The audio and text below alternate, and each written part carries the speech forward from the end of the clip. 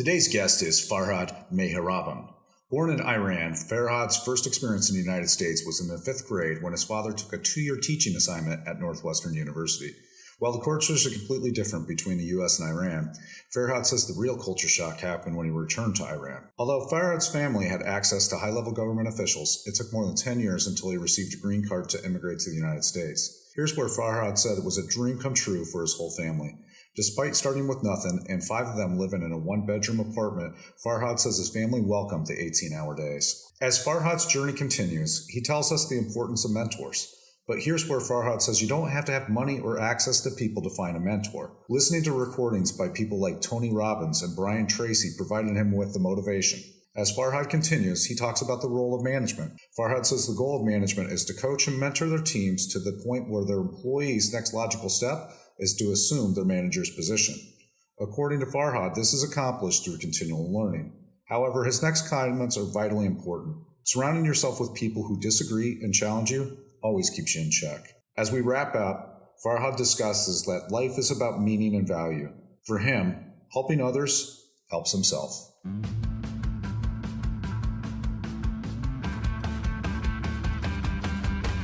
Welcome to Embracing Uncertainty, the show that uncovers how entrepreneurs face their fears, take risks, and overcome failures on their journey toward success. After each episode, you will not only understand how our guest is living a life of significance, you will also know their steps for embracing uncertainty. Here's your host, Steve LeClaire. Farhad, welcome to the show. Oh, thank you very much for having me, Steve. Well, we're excited to have you today. You come to us with a diverse background. So you've worked as an employee, public policy, but you also do executive consulting and coaching. How did you decide to make that transition from traditional employment, a safety blanket of an employer, to work for yourself? Throughout my career, obviously I've had many different mentors and leaders who have assisted me to grow and get to the place that I am right now with the knowledge and the experience that I have obtained throughout the years. My goal has always been to give back and to teach and train and coach the youth, small businesses, and so forth, and bring my knowledge to the streets and to the everyday individuals.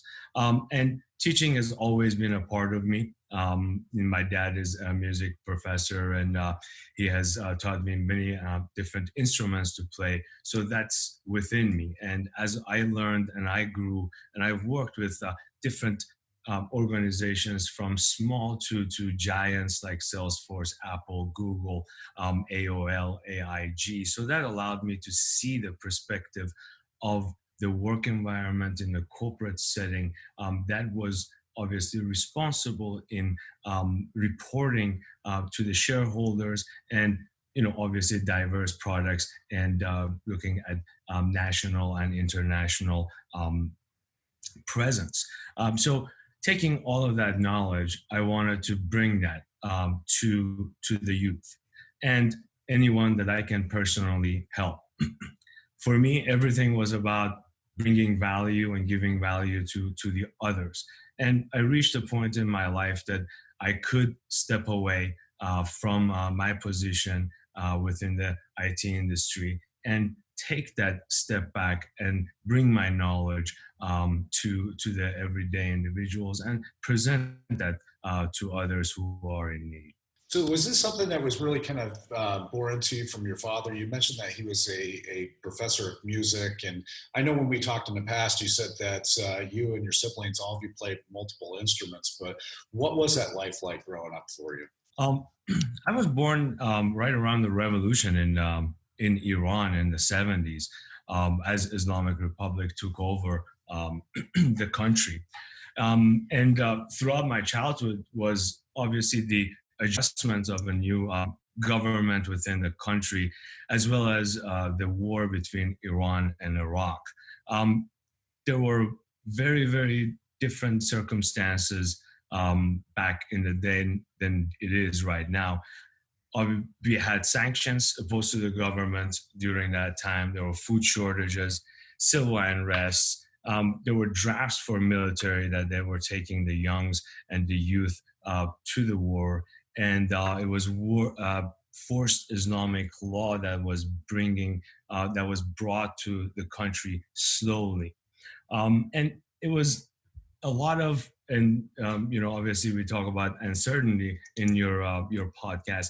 There was a lot of uncertainties. There was a lot of not knowing, honesty, that where the bomb would drop and who will come home and who wouldn't.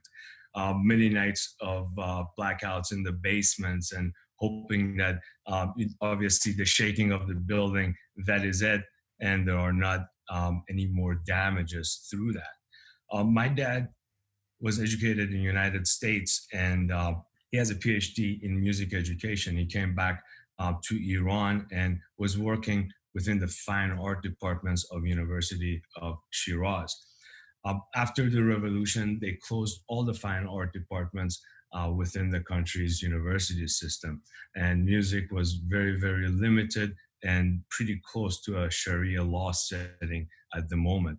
That time, my dad had to, obviously improvise. So he obtained a master's in psychology and started music therapy in our hometown of Shiraz. And he taught music as well on the side, private, which was not really acceptable at the moment.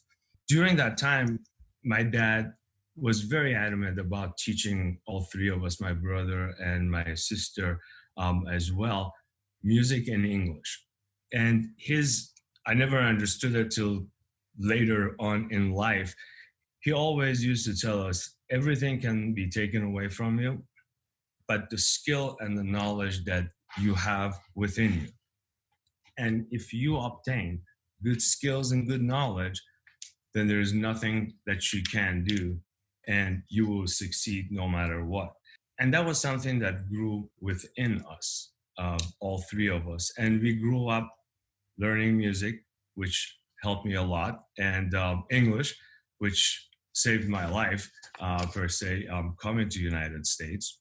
And throughout that childhood, we had an opportunity to visit the United States. I believe I was in fifth grade, that my father had a educational sabbatical from Northwestern University. So we moved to Evanston, Illinois for about 2 years, and gave me the opportunity to mingle with my age group within the United States. The first time I would see, boys and girls in the same school, and, a lot of different activities, a lot of freedom. I was a Boy Scout there. So it gave me a very, very, good taste of how free life is and what actually United States looked like versus what I was hearing from the government and the institutions and school back in Iran. And then, of course, my household was a little bit different. So it gave me two different perspectives. And I really enjoyed it, and I really learned a lot while I was here. It allowed my English to grow, as my father didn't really put us in a secondary school. He just dropped us in a regular school and said, "Go figure it out," which which was amazing. Allowed all of us to try to find our own way and struggle and learn. And there was a lot of teachers, that many of them, that helped all of us. Miss Dominic was my ESL teacher that year that I was there, and she taught me how to write cursive. And they don't even teach that anymore. It's true, yeah. And that's something that it's very, very good, and it forever stayed with me. And I still take it with me, and I still try to embody that giving spirit that she had, spending the time with me to teach me something. And I would take that always to my clients, as well as anyone that I encounter. So was that a little bit confusing, because you were young, but you're also at an age where you're becoming more aware of what's going on around you, and to have moved from such a controlling environment to such a free and loose environment, was that kind of tough?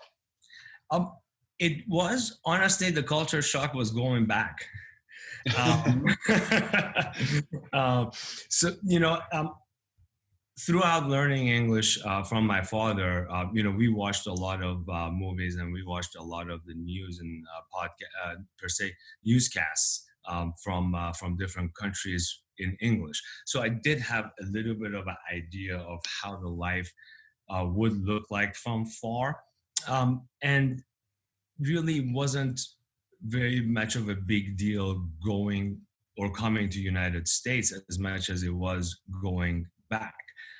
When I was in the United States, now inside the house and outside the house had a balance in culture, um, because the view of the government that was enforced in Iran was no longer enforced on outside when I was in Chicago. Therefore, that balance allowed me to grow more. So my culture shock was pretty much going back and trying to integrate myself in group of teenagers that I didn't really see myself part of anymore. As you know, my personality was um, grown, and as a child, as a kid in elementary school, middle school, it is very very quick that we can mold into the environment that we are in.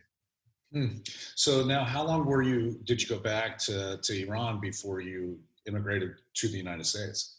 I was back in Iran for 10 years, and that was that wasn't easy, but it was it was a great experience for me, and I'm glad that I was able to go back. And although it was forced on me, and if it was my parents' choice or my choice, I would have stayed here with relatives, and they would have returned.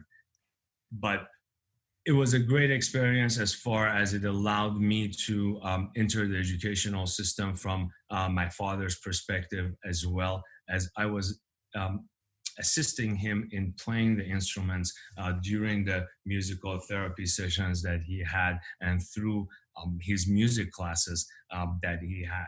At that point, the atmosphere was a little bit more open. So therefore, some limited music activities were allowed, and that allowed me to learn how to teach. Since my father was teaching in university as well as teaching at home, so really that 10 years made me the man that I am, obviously, but gave me the perspective that I needed by hanging around and spending my time with individuals older than myself as well as higher ranking.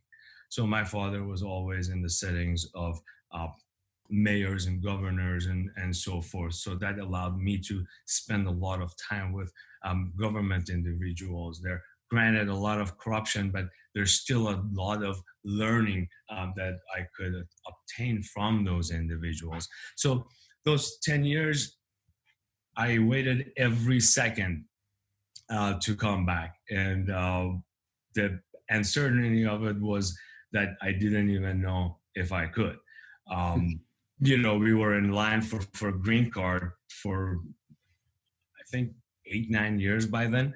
Oh wow, yeah. And it didn't come through till another 10 years. So, it took a long time. And with relationships between the two countries, obviously always in turmoil, there was never a certainty that we're going to make it out or not, or we can even come and have access to entering the United States. Huh. That's something that very few of us can relate to. We haven't been under those same type of circumstances. But then, as you came back to the United States and you're stepping off the plane, you've got these wide-eyed dreams of what your life, your future life, what you want it to be. What was that at that time? So it was, for me, the story of getting here and the 2 days that I was on the way is a different, obviously 4 or 5 hour story. But I arrived in Michigan, and I had to. First thing I had to do was to make sure that my mother, my brother, and my sister had enough money to come. So therefore, my dad was working in California. I arrived in Michigan and then came to Maryland, and immediately started working, living at my uncle's for about 2, 3 months before I moved to California with my father. So the dream was, number one, bring the family together. It was a long time that my father was out of the country, and it was an opportunity for all five of us as a family to reunite. As soon as we were financially able to send the money for the rest of the family to come, I went to California, joined my father, and started from scratch. Have we had the opportunity? I would say this time it was a little bit hectic of five people living in a one-bedroom apartment, working 18, 19 hours a day to get established financially, as well as to learn how the systems work. What are the laws and regulations when it comes to the employment? How can I utilize my education and my degrees from Iran here to advance me? As well as my brother was starting high school at that point, and my sister was entering college. So it was a lot of nights that, am I going to make it? Can I do another 20-hour day? Just because I remember my sister used to study 7, 8 hours a day, take a couple of classes, and still work full time. And, I always give it to her. She was a lot braver than I would ever be. But there was a lot of learning and an adjustment. The adjustment was now I had to come fully with a mentality of the culture within United States. And California was very, very confusing. Huge Iranian population there. And that balance wasn't there. I needed something that was more solid towards the full melting pot culture per se. So I can learn and I can observe and I can utilize my training and talent from Iran to grow. And at that point, I was already working with a few entrepreneurs. I had an opportunity to work for Robert Earl, the owner of Planet Hollywood. I had the opportunity to work for Bill Marriott. I had the opportunity to work for Chef Robert Wedemeyer, as well as through International Data Center Authority and TechSac Group Corporation. I was able to get involved in major upcoming corporations like Google, Comcast, Digital Realty, Apple, and so forth, and gave me the perspective from the 360-degree view of the ecosystem for growth within this country.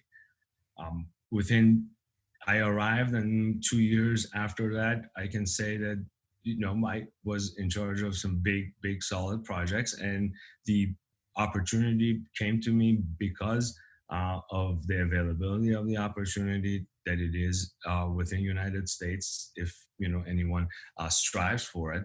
And I wanted it, and I was hungry for it. And there were individuals who saw the need to help me and assist me and beat me up and mentor me to get me to the point of the growth. And as soon as obviously anyone sees a little bit of a growth, then that positive loop will start happening. And as long as we just understand, and that's one of my main concepts, is that you have to give a lot more than you receive. And as long as we do so, then always the receiving will come, and there will be individuals in our lives that will help us and coach us as we grew better and better. Now, did you seek these mentors out? I know that you had mentioned, like, with your father, and he taught you and really kind of put the lessons in you about surrounding yourself with important people and learn from those people. But then with yourself, as you say, you come here, you had some really great mentors who beat you up. Did you find them, or what did that look like for you? So my goal was always learning. Some I had to seek. Some mentors I only had access to via listening to tapes. And back in that time, YouTube wasn't even a thing yet per se. So a lot of them were me picking up some CDs because I couldn't, attend their seminars. Someone like Tony Robbins. So I would feed from his recordings. Les Brown, Brian Tracy, those individuals that I couldn't really have access to, but then I could listen to their material and try to understand. As I was getting on my feet here, in order to fully get into my field of IT and management and finance and so forth, I had to work in some restaurants and some hotels, and I'm glad that I did. It was a great, great experience, since I never had the college experience here, um, and that connected me to a lot of great leaders. And through working for hotels such as Marriott, that exposed me to many events that hosted a lot of, per se, I want to say a lot of brain power, a lot of intellectuals. And some you just pick up from a conversation, some just saying hello, and the 10 seconds that you get with an individual will give you that boost that you need. And working for individuals that they had a passion for growth. I always said that a boss that doesn't want you to take his job is not a good boss. And that's what I always looked for. And when I was a manager, I always did the same thing. Are you ready to take my position right now? If you're not, I'm not doing what I need to do. Um, Looking for those individuals and putting myself underneath the management of those individuals, and those, as I was always tough on my predecessors, they were on me as well. So that fosters the growth. I always say that instructions are very, very important. And then we have to have that integrity to integrate those instructions within everything we do. And then what is our purpose, and how the intensity of the purpose that we will be having into working towards our goals.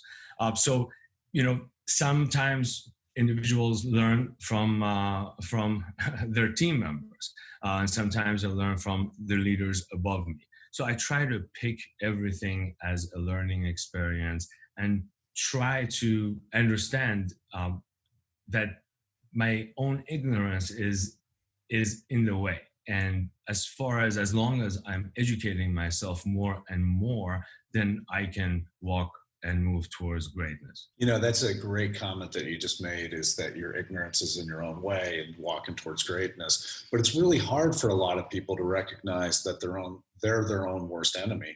So how do you think, like, we as people and leaders can start to recognize when we're getting in our own way versus actually helping ourselves?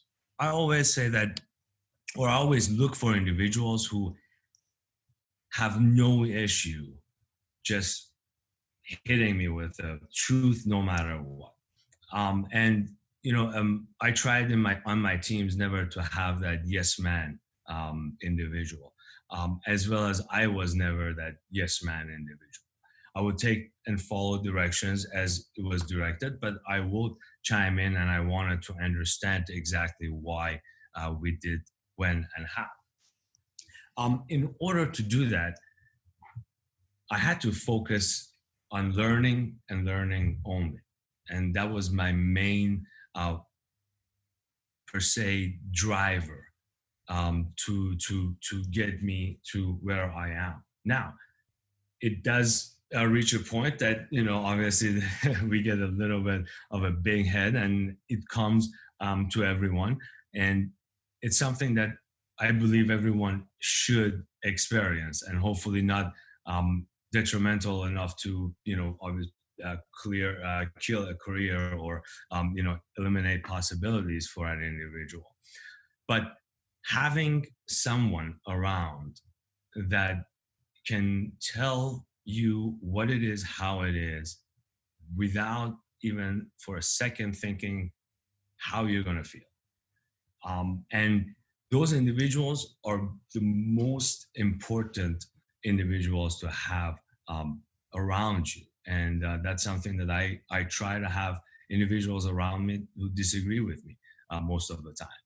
Why? Because that would make me debate them, and that will make me better. And then they will see it from a perspective that I don't. So having a team around that will do that, and understanding, knowing that um, we get big headed and we fall, and that just happens to every human being, and that's one of the side effects of power a little bit as well. So knowing, going back to that ignorance, knowing that at the end of the day, I don't know anything, and every decision I make needs to be criticized and viewed from different points of view and perspectives, and that will help keep everything in check. Everything needs to have a check and balance. It's just like a P&L or a balance sheet. If anything goes and something needs to come back in instead. And if that balance does not exist, then we are reaching to a narcissistic point that will definitely not foster a good working environment or working ability within the society. So now with your mentorship and your coaching, you're trying to work with younger people and young entrepreneurs and pass on some of these lessons that you've learned to them. Can you tell us about some of the work that you're doing? Of course. So I'm focusing a lot on youth, obviously, and I try to give them educations of finance as well as leadership and management.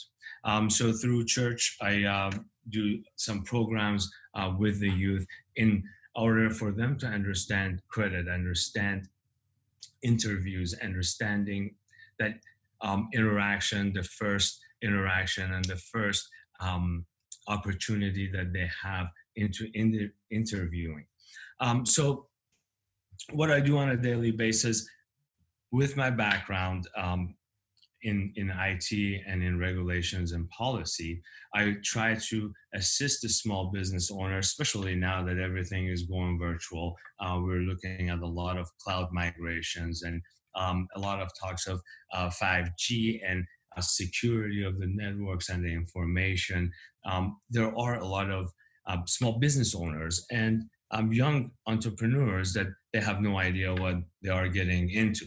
And with my involvement with major corporations and that exposure that I have had walking the data centers of eBay, Google, and so forth, that gives me the perspective and the knowledge that they need to help them out. And for hiring a firm to do that, it will cost a small business, especially at this time throughout the coronavirus, will be very, very expensive. So how can these individuals get the information they need in order to survive and keep their business together and thrive without having to, break an arm and a leg to do so?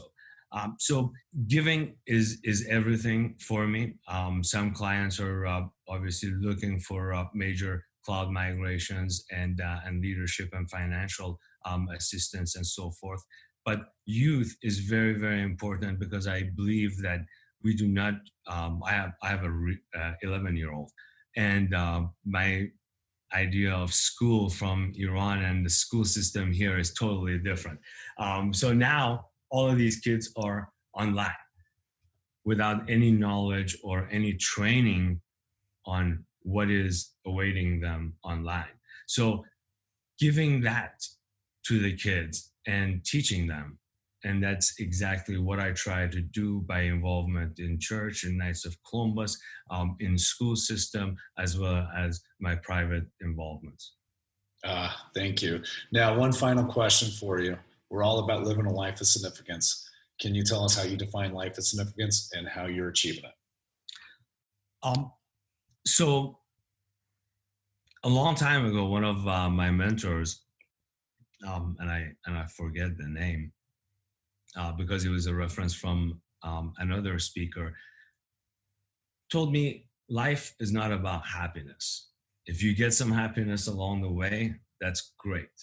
Life is about meaning and value. How much meaning the life has for you and how much meaning and value you bring to others. And that is something that has always stuck with me. Money is great, and I'm not saying that it's a bad thing, but comfortable is great, but it's all about giving.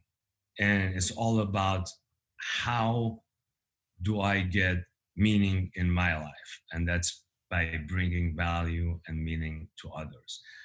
By helping others, I help myself grow. And that has been one of my cornerstones and something that has been taught to me throughout my lifehood. As back in Iran, we had charities within both sides of my family during the 30 days of Ramadan that we cooked and then we delivered food to the needy. And that was something that the whole household and the whole family will get together and do together. So that's something that I grow up with, and the significance of life and what we do in life is loving our neighbors, and that's everything. Bringing that value and bringing that meaning to everyone around you. Well, thank you for sharing your time with us and with your story. It's very inspirational, and I think it gave us all a lot of good life lessons here. So thank you. Thank you very much for having me, Steve. Greatly appreciate it. Thanks for listening to Embracing Uncertainty. If you love the show, don't forget to subscribe, rate, and leave a review on Apple to be featured on a future episode.